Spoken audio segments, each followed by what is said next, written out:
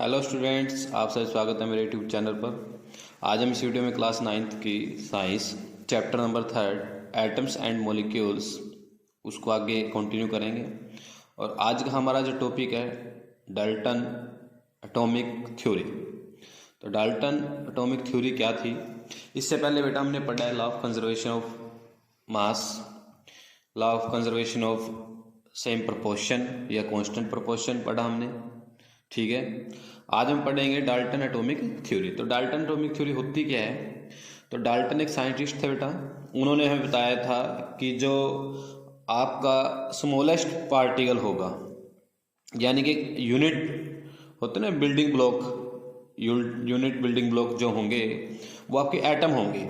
इसका मीनिंग क्या होता है कि आपका कोई भी ऑब्जेक्ट, जैसे मान लेते हैं ये पेन है, ये आपका ऑब्जेक्ट एक एलिमेंट है, तो ये किसी ना किसी छोटे छोटे पार्टिकल से मिलकर बना होगा।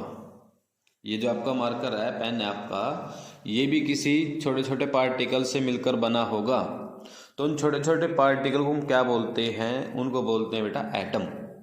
तो एटम एक ऐसा एलिमेंट होता है या ऐसा ऑब्जेक्ट होता है जो बार बार रिपीट होता है, और रिपीट होने के बाद एक एलिमेंट बना लेता है। ठीक है, उसको हम क्या बोलते हैं? एटम बोलते हैं, स्मॉलेस्ट यूनिट को। तो डाल्टन ने कुछ बातें बोली थी, उन बातों को हम पोस्टुलेट बोलते हैं। तो डाल्टन ने कुछ पोस्टुलेट थे, तो जो यहाँ पर लिख रहा हूँ मैं, उनको आप नोटबुक में राइट करेंगे सभी पॉइंट्स को। तो वन बाय वन हम स्टार्ट करते हैं लिखना। कुछ उन्होंने जो अजम्पशन बनाई थी अपनी, ठीक है, तो आप लिख सकते हैं यहाँ पर, हेडिंग डालिए Dalton postulate.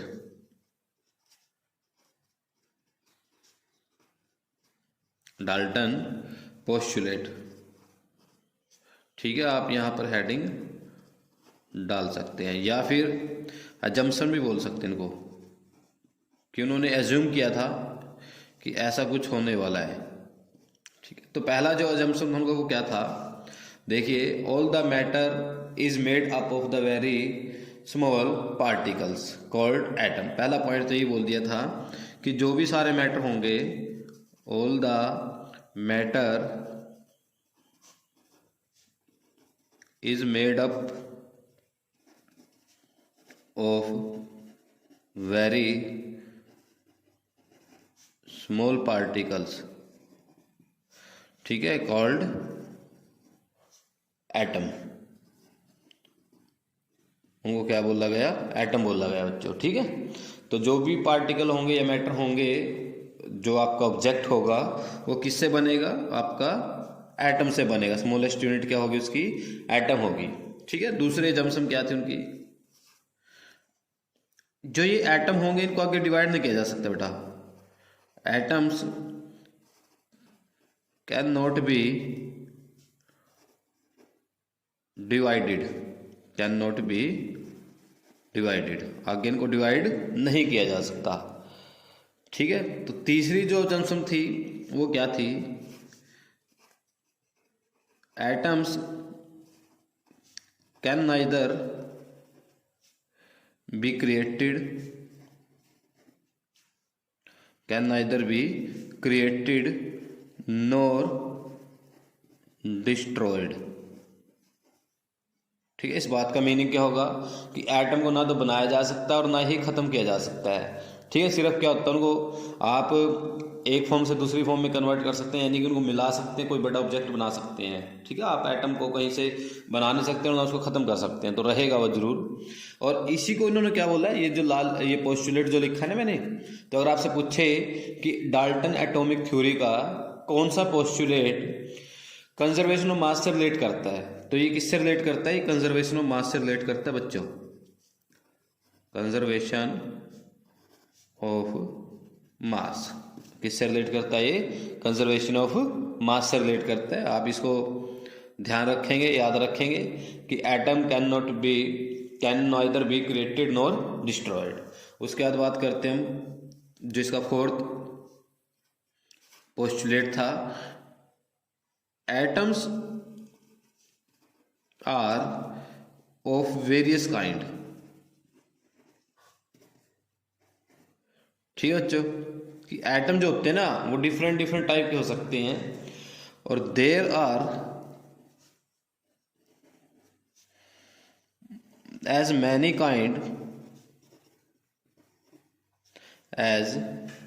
kinds of atoms as are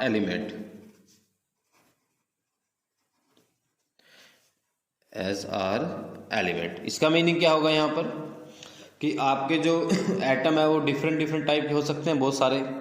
अब जरूरी नहीं कि एक ही एटम होगा सभी को बनाने के लिए। जैसे आयरन बनाना है आपको, तो आपका जो एटम होगा वो आयरन का होगा। अगर आपको कॉपर बनाना है तो आपका जो एटम होगा वो कॉपर का होगा। ठीक है, तो डिफरेंट होते हैं, ये नहीं कि आपका एक ही एटम होता है और हर एक चीज़ में वो एक ही एटम चला हुआ है, ऐसा नहीं होता है बच्चों। ठीक है, तो फिफ्थ तो देखिए बच्चों, पोस्टुलेट नंबर 5 पर आ गए हम। ठीक है, आगे मैंने सारे पोस्टुलेट लिख दिए हैं, टाइम ज़्यादा लग रहा था वीडियो बनाने में, तो वीडियो छोटी हो जाएगी, इससे आपका फ़ायदा हो जाएगा। देखिए पोस्टुलेट नंबर 5 क्या कहता है, all the atoms of given element are identical in every respect having the same mass, size and chemical property। इसका मीनिंग क्या है कि भाई जो आपका एलिमेंट होता है कोई भी हो, जैसे एक आयरन है, तो आयरन के अंदर जो भी एटम आपके ऐड होंगे उसको बनाने में, जैसे आयरन बना रहे हैं हम, तो आयरन का जो एटम होगा वो सभी एटम सेम होंगे। कैसे होंगे? सेम। आइडेंटिकल का मीनिंग होता है सेम। कैसे सेम होंगे? उनके मास में, उनका मास सेम होगा सभी का, उनका साइज सेम होगा और उनकी केमिकल प्रॉपर्टी सेम होगी बच्चों। ये लिखा है इस बात के अंदर। ठीक है, आप इसको नोट कर लीजिए। उसके बाद पोस्टुलेट नंबर 6 देखिए क्या कहता है, atom of the different elements differ in mass, size and chemical property. ये इसका अपोजिट हो गया। अगर आपके डिफरेंट एलिमेंट आप बना रहे हो, मान लो आप आयरन बना रहे हो, एक निकल बना रहे हो, एक कोबाल्ट बना रहे हो, तो जो कोबाल्ट वाले होंगे एटम और जो निकल वाले होंगे और जो आयरन वाले होंगे, उन सभी का जो मास होगा वो अलग अलग होगा बच्चों। हाँ, आयरन वालों का आयरन वालों से मैच होगा, कॉपर वालों का कॉपर वालों से मैच होगा और निकल वालों का निकल वालों से मैच होगा, पर आपस में अलग होगा कि आयरन और निकल का जो एटम होगा उनका मास साइज बैलेंस नहीं करेगा, यानी कि इक्वल नहीं होगा। तो पोस्टुलेट नंबर 6 के अंदर ये लिखा हुआ, आप इसको समझ गए होंगे।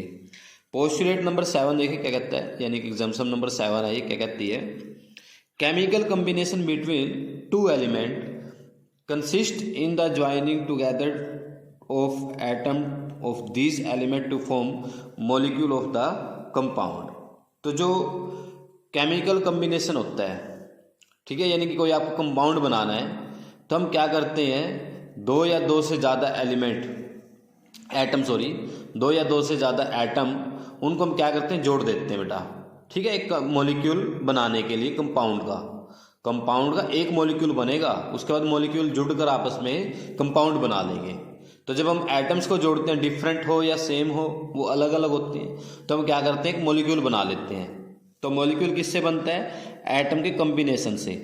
और कंपाउंड किससे बनता है? मॉलिक्यूल के कॉम्बिनेशन से।